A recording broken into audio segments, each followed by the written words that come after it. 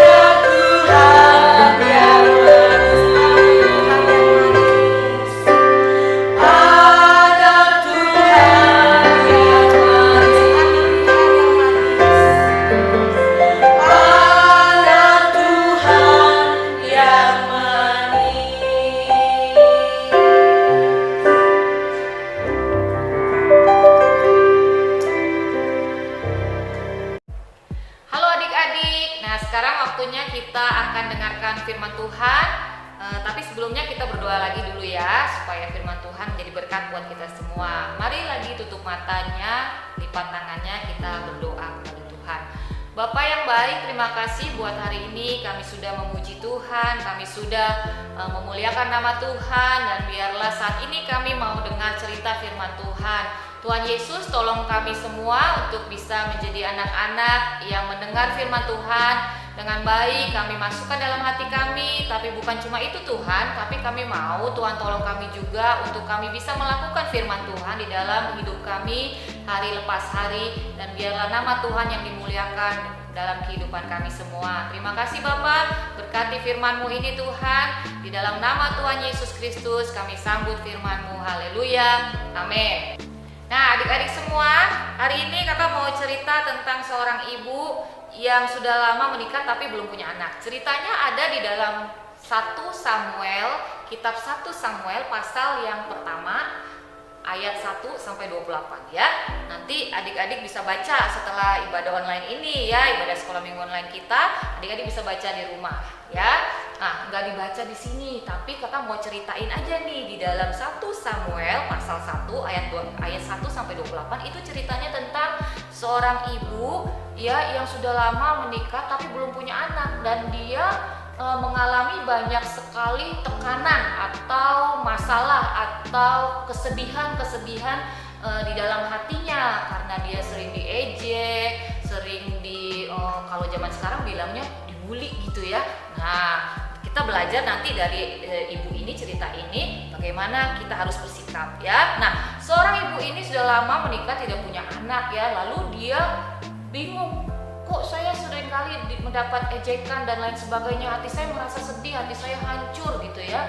Nah, dia suatu hari dia pergi ke satu daerah namanya Silo ya, ke daerah Silo, dan di situ ada rumah Tuhan ya, rumah Tuhan. Nah, di rumah Tuhan itu ada seorang imam bernama Imam Eli. Pinter adik-adik semua ya, bernama Imam Eli ya. Si ibu ini datang ke rumah Tuhan itu, dan lalu dia berdoa ya, dia berdoa karena hatinya sangat sedih. Dia berdoa ya, mencurahkan semua apa yang dia rasakan kepada Tuhan. Dia menangis, dia berbicara kepada Tuhan ya, sampai dia susah untuk berkata-kata ya. Nah, lalu dalam doanya itu dia bernasar kepada Tuhan ya. Dia bilang begini, Tuhan semesta alam, jika sungguh-sungguh Engkau memperhatikan sengsara hamba-Mu ini dan mengingat kepadaku dan tidak melupakan hamba-Mu ini, tetapi memberikan kepada hamba-Mu ini seorang anak laki-laki, maka aku akan memberikan dia kepada Tuhan untuk seumur hidupnya, dan pisau cukur tidak akan menyentuh kepalanya ya. Nah, dia bernasar kepada Tuhan seperti itu adik-adik ya. Nah, bernasar itu adalah kata lain dari berjanji ya, berjanji kepada Tuhan ya di dalam doa dia ya. Lalu perempuan ini, ibu ini terus berdoa di hadapan Tuhan. Nah, Imam Eli ini dia liatin kok perempuan ini seperti orang mabuk ya, kok cuman mulutnya aja yang bergerak-gerak, tapi kok nggak ada suara yang keluar, hanya cuma bibirnya saja yang bergerak-gerak ya, suaranya nggak kedengeran ya. Sampai-sampai Imam Eli ini menyangka bahwa ini orang mabuk kali ya, ini ibu ini sedang apa ya gitu ya. Lalu Imam Eli ini dalam kebingungan dia berkata, berapa lama lagi engkau akan berlaku sebagai orang mabuk? Nah, si ibu ini bilang, aku tidak mabuk Imam Eli ya, bukan tuanku, aku seorang perempuan yang sangat bersusah hati, aku sedang sedih, aku bukan mabuk, kata si ibu ini ya. Aku tidak minum anggur, aku tidak minum minuman yang memabukkan dan lain sebagainya, aku tidak mabuk, tapi aku sedang mencurahkan isi hatiku di hadapan Tuhan. Dia bilang begitu sama Imam Eli ya. Kemudian Imam Eli menyuruh dia pulang, si ibu ini pulang ya. Imam Eli bilang begini, ya sudah, pergilah dengan selamat, dan Allah Israel akan memberikan kepadamu apa yang engkau minta daripadanya ya. Nah, setelah itu dia pulang ya. Setelah Imam Eli berkata begitu, dia pulang, si ibu ini pulang. Lalu keesokan harinya dia sujud kembali di hadapan Tuhan ya. Dia pulang ke rumahnya dan sujud kembali di hadapan Tuhan. Nah, adik-adik semua, adik-adik tahu bahwa setahun kemudian dia bisa punya anak, dia mengandung anak dan melahirkan seorang anak laki-laki, dan ia menamai anak ini dengan nama Samuel. Oke, pintar semuanya ya. Anak ini diberi nama Samuel ya. Nah, sampai di sini adik-adik tahu semua ibu ini namanya siapa? Hana ya. Ibu ini bernama Hana ya. Jadi dia setahun kemudian setelah dia berdoa ya, Tuhan menjawab doanya. Akhirnya dia mengandung seorang anak laki-laki dan diberi nama Samuel ya. Nah, setelah Samuel lahir kemudian diasuh oleh ibu Hana ini ya, dia sayang sekali sama Samuel, dia benar-benar mengasihi Samuel ya. Tapi karena waktu di dalam doanya itu dia berjanji kepada Tuhan akan menyerahkan Samuel ke rumah Tuhan ya, akhirnya dia mengantarkan Samuel ke rumah Tuhan lagi ya, di bawah asuhan Imam Eli ya.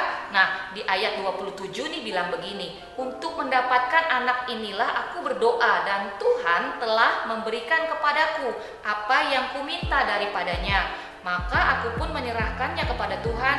Seumur hidup terserahlah ia kiranya kepada Tuhan. Lalu sujudlah mereka di sana menyembah kepada Tuhan ya. Jadi setelah Samuel lahir, kemudian 3 tahun kemudian setelah lepas susu begitu ya, nah diantarlah Samuel itu ke rumah Tuhan ya, kepada Imam Eli gitu. Nah terus ibu Hana ini menyerahkan Samuel untuk tinggal di rumah Tuhan, menjadi seorang hamba Tuhan yang setia ya. Nah adik-adik semua, sampai di sini apa yang bisa kita pelajari dari seorang ibu yang bernama Hana ini? Ya, yang pertama adalah kalau kita sedang merasa susah, kita sedang merasa sedih, kita sedang merasa punya sesuatu yang kita inginkan, kita harus datang kepada Tuhan untuk berdoa ya. Jadi kalau kita sedang sedih, kita sedang merasa galau, kalau kita lagi punya aduh kayaknya saya pengen sesuatu ini nih gitu ya, atau apapun yang adik-adik inginkan, kita berdoa kepada Tuhan ya. Kita berdoa mengandalkan Tuhan dan kita percaya Tuhan pasti mendengar doa kita dan memenuhi semua apa yang kita inginkan ya, memenuhi apa yang semua kita butuhkan ya, seperti Ibu Hana tadi ya. Itu yang pertama. Berarti yang pertama adalah kita berdoa kepada Tuhan. Lalu yang kedua, kalau kita mengucapkan janji kepada Tuhan, kita harus menepati ya. Kita harus menepati janji kita itu supaya hidup kita semakin diberkati ya. Dan yang ketiga, tetaplah mengucap syukur ya adik-adik semua. Waktu kita sudah menyerahkan apa yang kita punya kepada Tuhan ya, kita harus tetap mengucap syukur, karena kita harus tahu bahwa semua yang kita punya adalah berkat dari Tuhan ya. Jadi waktu kita memberikan itu kepada Tuhan, kita harus tetap mengucap syukur ya. Nah adik-adik semua, diingat tadi 3 poin tadi ya dari cerita pagi hari ini tentang seorang ibu yang bernama Hana ini ya. Yang pertama, kita ulang sekali lagi, yang pertama, kalau kita sedang sedih kita harus berdoa kepada Tuhan ya. Lalu yang kedua, kalau kita sudah berjanji kepada Tuhan atau kepada siapapun, teman kita, orang tua dan lain sebagainya, kita harus menepatinya ya. Lalu yang ketiga, harus mengucap syukur secara terus-menerus walaupun kita sudah memberikan sesuatu kepada Tuhan atau memberikan pertolongan-pertolongan kepada teman-teman kita yang membutuhkan pertolongan, mengucap syukur ya. Oke, puji nama Tuhan. Sampai di sini firman Tuhan. Nanti adik-adik akan diberikan ayat hafalan juga untuk hari ini. Nah, selanjutnya Kak Cynthia serahkan sama Kak Susan ya. Oke, bye-bye adik-adik semua. Tuhan Yesus memberkati.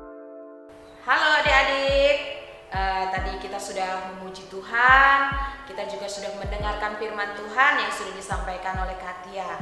Nah sebelum kita menutup dalam doa, soalnya kita akan menghafalkan ayat mas ya. Ayat hafalan kita pada pagi hari ini terdapat di dalam Filipi ya, Filipi 4 ayat 6.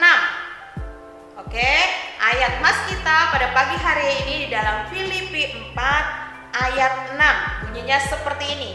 Ya, Filipi 4 ayat 6. Janganlah hendaknya kamu khawatir tentang apapun juga, tetapi nyatakanlah dalam segala hal keinginanmu kepada Allah dalam doa dan permohonan dengan ucapan syukur. Kita ulangi sekali lagi ya. Filipi 4 ayat 6. Demikian bunyinya.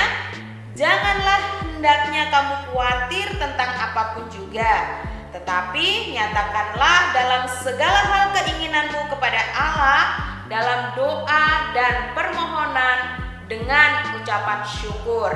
Ya, itu adalah ayat Mas pada minggu ini. Adik-adik hafalkan ya, dan ulangi lagi di rumah sampai hafal. Itu akan menjadi kekuatan buat kita.